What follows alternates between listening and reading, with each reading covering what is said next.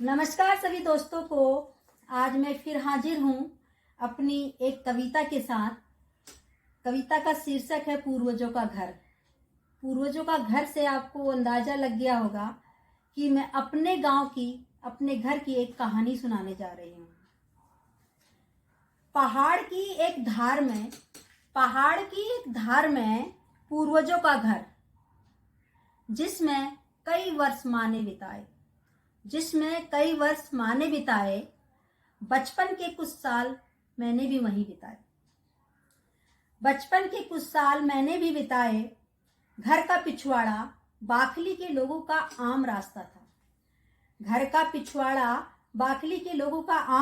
था। घर के धुआर से निकलता हुआ धुआं खेत जंगल से आती बहुओं को संकेत देता माँ घर पर है। माँ भी बहुओं को चुपके से घर पे बुलाती, कभी दूध की चाय तो कभी मट्ठा पिलाती। रिश्तों की कड़ियां और जुड़ जाती।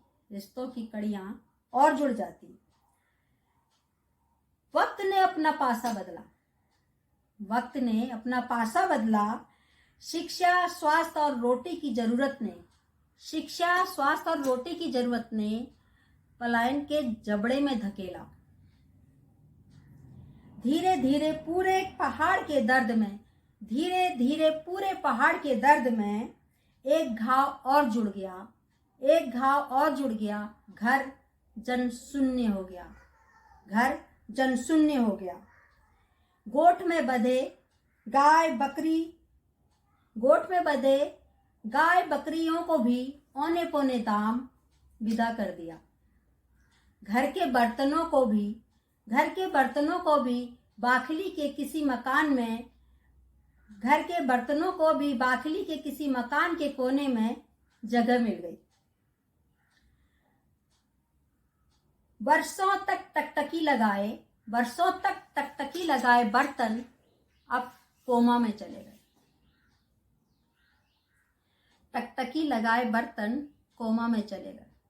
एक दिन अचानक पूर्वजों का घर खंडहर हो गया।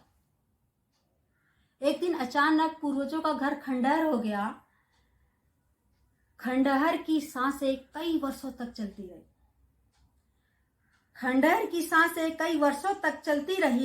उदास निराश खेत भी बंजर हो गए। खंडहर में अब शिशुण जम गया। शहर के छोर पर खड़ी मैं शहर और गांव को जोड़ने की जुगत लगाने लगी। खंडहर की आंखों में फिर से चमक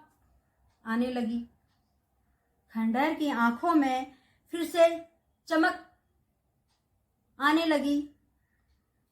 उम्मीद की जोत जलने लगी। आमा के किस्से जैसे जी उठे।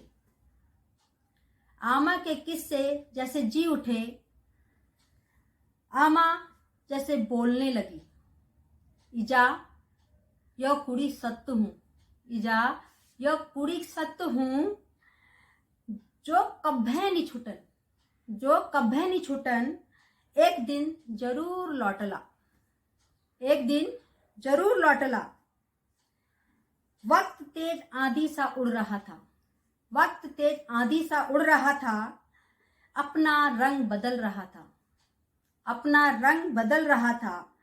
वह हमेशा साथ नहीं देता। कुमाऊनी बोली की मिठास भी